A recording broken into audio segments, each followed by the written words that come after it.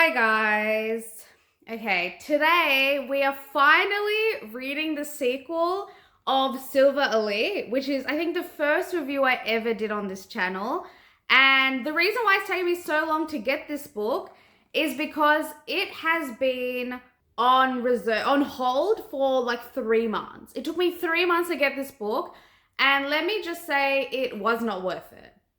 So you already know how this review is going to go, and this is going to be a long one because I have a lot of thoughts about Ren and the whole universe of the uprising and the primes and all this bullshit.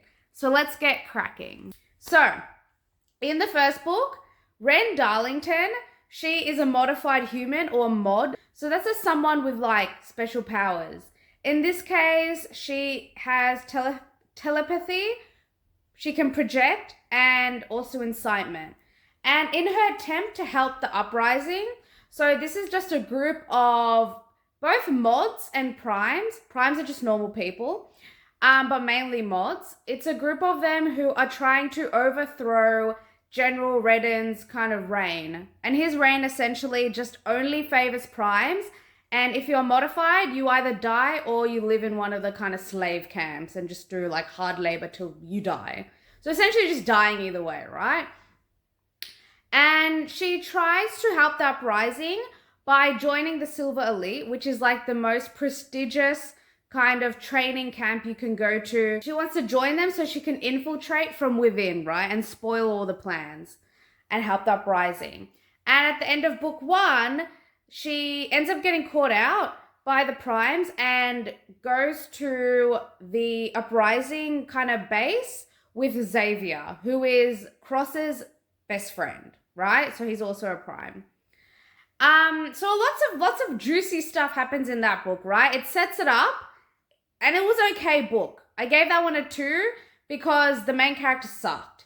However, in this book, the main character gets worse, and also this book, nothing happens, okay?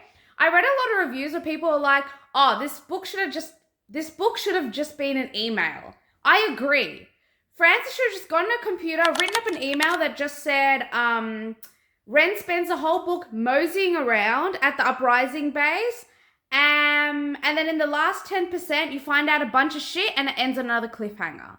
Like, I don't know if this is like Francis's way of trying to get people to like keep reading the series by being like, look, as long as I make something happen in the end that's interesting and it ends on a cliffhanger, people want to read it. Because that's not the way that I'm taking it. I will not be reading the rest of the series. This was a waste of time. At least in the first book, the story was good, but the character just sucked. This one, everything just sucked, right? In the first book, it was completely from the POV of Ren, which sucked because she sucked. This book, however, starts with one chapter from Cross, where my man is like, he's like strung up in jail. He's like stuck in a cell because his brother, Travis, was like, you helped Ren escape, so we're going to punish you. So my man is struggling, right? And it has a nice POV from him. And I'm like, oh, fantastic. We're going to get back and forth between like throughout the book because they're separated for the entire book. But no, it was just that one nice chapter at the beginning. We get one nice chapter at the end, and the rest is unfortunately still a POV from Darlington. We've opened up the can of worms, like worms. We've opened up the can of worms that is Ren. So let's get cracking. Ren sucks. She is one of the worst characters I have come across. She sucks, right? She's selfish. She's impulsive. And she's just awful. And it's either her way or the highway. And I thought it was bad in the first book, but it becomes like tenfold in this book. It's just so bad. So, for example, Cross, he doesn't actually, in book one, as I mentioned, Ren leaves and goes to join the uprising and goes to their base.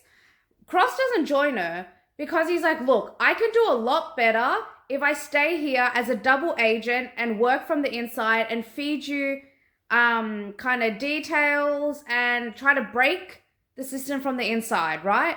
And also he's like, my mother is struggling. Her mind is like completely scrambled.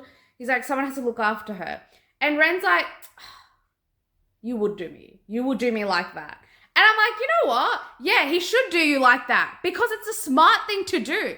Just because you miss him, just because you like fucked a few times in the first book, doesn't mean that he needs to like do everything you want to do.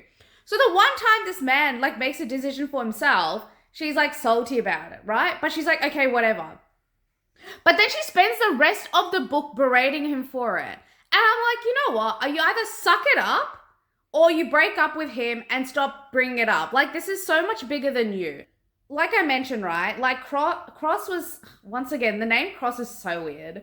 When I read it, I was like, wow, kind of hot. And then as I'm like saying it, I'm like, this name is so weird. Like, what? Is the next like love interest going to be like Minus or something? Like, I don't understand. But whatever.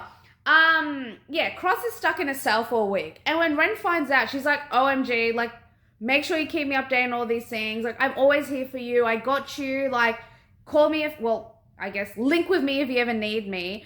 But then when Cross tries to subsequently link with her a few times, she's too busy living it up with Grey, going to the uprising, right? Like, I just imagine in those scenes, she's like having a good time, and Cross is just like, oh my god, what's happened to Ren? Like, I'm struggling, like, what's going on? And I'm just like, oh my god, you're an awful person. Like, Cross is like risked his life to get you to safety, and you can't even pick up one of his like links, bro. Like, it's not that hard. And like, oh my god, she tries to justify by being like, oh, I don't want people to suspect who I'm talking to. And it's like, bitch, no one's gonna be like, oh, you're talking to Cross, because everyone is like, he's a diehard Prime. He's not a mod, right? She just doesn't want to pick it up. Like, stop trying to absolve yourself from any kind of like guilt or like crime or bad feeling, right? Stop trying to justify it. It's awful behavior, right? And talking about Grey, this book did one of the most heinous things. Absolutely disgusting things, right? So in the first book, I'm taking so many breaks. My mind is like, because I'm just like, oh, my eyebrows are like this. Like, I'm going to have a permanent wrinkle mark because every time I read the book, I was like, what? Like, I hated it. I hated it. But in the first book, Ren and Grey, they don't hook up, but they like make out, and there's a bit of something going on there, right? Like, they like, oh, Grey's a good looking guy, Ren's attracted to him. But, you know, and that's all fine and dandy, right? Because she's not like, her and Cross aren't anything at this point. But in the second book, even when her and Cross are together, right? My man Cross, whenever it goes back to Cross is like, I would die for her. If anyone even looks at her, fucking like laser beams comes out his eyes and he just kills them, right? Like, he's like, she's my ride or die. I love her so much. She's the only one for me. And Ren, she sees Grey. Every time she sees him, it's like, so good looking. Oh, it's like heart eyes. And it's just like her being like, oh wow, he looks so nice in his pilot uniform. Wow, he's so handsome. And then they flirt as well. And I'm just like, do you know you have a boyfriend? Do you know your boyfriend is currently risking his life for you? Are you stupid? Like, it was just, I feel like Frances, she tried to justify it by being like, oh, they don't sleep together until her and Cross break up. But it doesn't matter. They essentially, like, she's emotionally cheating on Cross. Even before they break up, she's cheating on Cross emotionally, right? Her and Grey don't need to sleep together or kiss each other to be cheating on their, like, partners. Once Cross and Ren break up over some differences, they just, like, Ren gets sad. Ren's sad, and then, like, next minute, she's like, all right, I'm broken up. Where's my mans? Where's Grey at? Let's fuck. Let's get going. Let's thumbs up, right? And I'm just like, I just can't with the audacity. Like, I don't even know what to say. Because I don't think I've hated, I mean, I have hated other books, but this is like the first one I've given in a hot minute because it's just so shit. So shit. And I usually go through other characters, but honestly, all the other characters in this book suck. Except for Xavier. And Francis decides to like boot him to like another place halfway through the book. So I don't even get to hear from him anymore. And I'm just like, oh, Lord have mercy. Because even I remember complaining about the first book, everyone is double crossing like cheats. Everyone just is like pretends to be one thing and then in the back they just like scam each other. And I'm just like, where's the camaraderie, man? Why is no one backing anyone, man? Come on, give me something. And like the one good guy there was in the book dies. And I'm like, cool, thanks. Great, thank you so much. So yeah. And then Cross. I would have loved to have seen more of Cross. As I mentioned, in the first book, I didn't like him because he was borderline like kind of like assaulting Ren. Because even though like we know that Ren is like interested in Cross doesn't know that. And he like, when he gets drunk, he gets all handsy and she's like, hey, yo, stop touching me, man. Like, what is going on? He's like, I just want to kiss you right now. And I'm just like, that's not okay, right? Like, that's not, I know like non-con, dub-con, all this kind of, that's a thing, but like, I don't know. I don't know what that was, but that's like bordering on SA, man. Oh, essentially it is assault, but Frances doesn't really like kind of call it what it is because she's like, it's okay, Ren likes it. And then I get into and this is a good transition into my next point. Tanner, in the first book, Tanner gets raped by one of the primes, right? And she kills that prime and ends up getting sent to a slave camp, right? And we are expected to like clap and applaud Ren because Ren's like, she was able to get Tanner into the slave camp instead of getting her killed. And I'm like, and once again, she's just like so high and mighty. She's like, oh my God, at least you lived. And it's like, do you think the slave camps are some sort of like party? Like, it's not like you in the uprising where you're just moseying about and then once a month you go on some mission and fucking like shoot a gun and then you come back and you like fuck around again. Like, no, the slave camps are just as bad as, you may as well just have given her, what's it called? The mercy of just dying. Like, I don't understand. Like, everything is so that Ren can be guilt-free, right? But anyway, they never mention that again, right? And then in the second book, all randomly, like, Tanner and Ren have a conversation where Tanner talks about how she feels emotionally hollow. She feels dead inside. She just actually would have rather died than get sent to a camp because of what happened to her, right? And all of these are valid emotions. All of these are emotions that someone actually goes through when they have been sexually assaulted. Your kind of perception of yourself completely changes. You have no self-worth. You're just like a hollow, you're just like a hollow person, right? That's all correct. However, they never mention that again for the rest of the book. And I am putting all the money I own. It's not a lot of money. I have very little coinage, unfortunately. But I am putting all my money on the fact that the only reason why Frances had this conversation included in the book was so that 2 chapters later, Tanner could go to one of the uprising parties, make out with someone, and then Ren can be like, oh wow, look at Tanner go. She's like finally healing. And yeah, and I'm just like, look, I can appreciate that people kind of deal with trauma in their own way, right? I'm not saying, oh, Tanner needs to wait a year until she's intimate with someone. No, she can mac on with someone like whenever she wants. My problem is that the whole kind of sexual assault, rape that Tanner went through was just like a weird kind of plot line just chucked in there so that the party scene could seem a bit more like relevant. Like, I feel like Frances was trying to bring some sort of like redemption for Tanner, being like, wow, look at how well she's going. I'm usually like a pretty like, jokey person, but this genuinely pissed me off. This was so upsetting to see. It was just really shit. Like I really hated it. Like if you were to have fleshed Tanner out a bit more and have a kind of actually go through this emotion and this stress and try to go through that healing at least, or part of it, before in between like the conversation and party scene, then like okay. But like I'm not happy for Tanner because it just makes no logical sense. So that's what really, that out of everything, that is what upset me the most, right? Let's move on to Spice. So Spice, 3 out of 5. I think there was one sex scene between Ren and Grace, and then 2 or 3 between Ren and Gray. Wait, Grace, sorry. Ren and Cross, not Ren and Grace. 1 between Ren and Cross, 3 or 2 between Ren and Gray.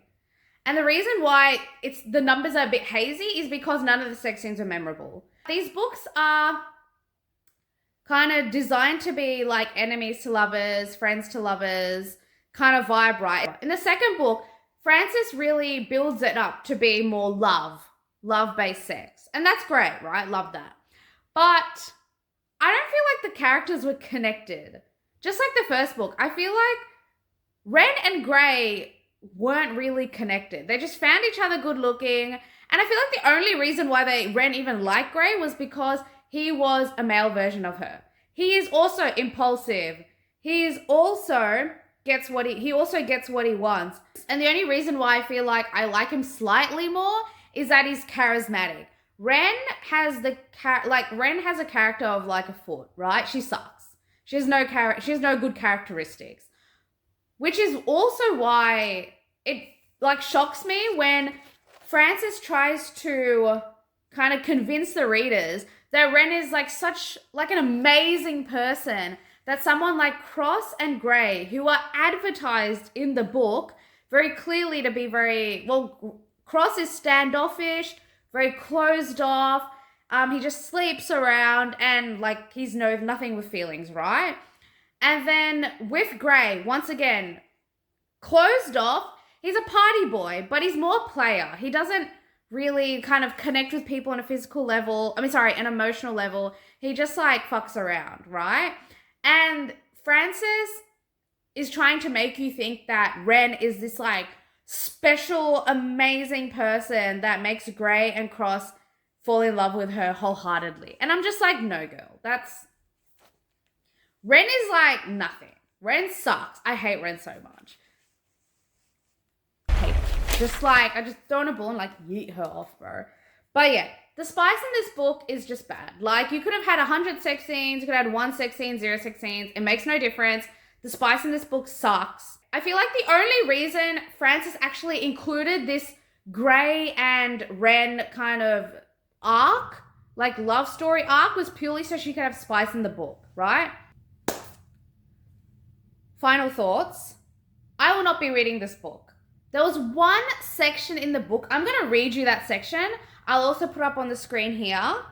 I'm going to read you that section because I need you to just feel what I felt when I read this. And this is when I was like, keep in mind, this was like maybe 20 pages till the end of the book. And when I read it, I was like, I was already pretty set on not reading the rest of the series.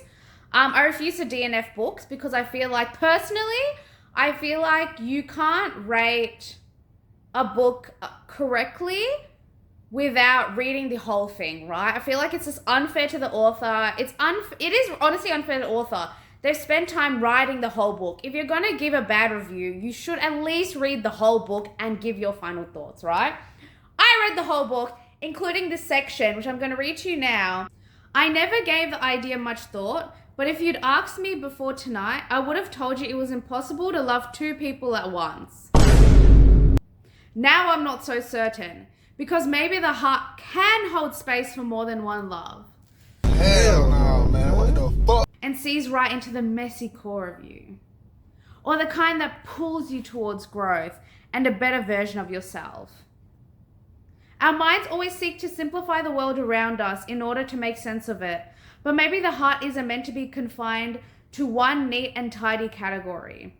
Your heart doesn't have to make sense because love doesn't fucking make sense. They ask you how you are, you just have to say that you're fine when you're not really fine, but you just can't get into it because they would never understand. This very much seems like a setup for why choose. And if this becomes a why choose, I am actually going to scream because no one is less deserving of a why choose than Ren. Ren doesn't even deserve one person to love her wholeheartedly, let alone two.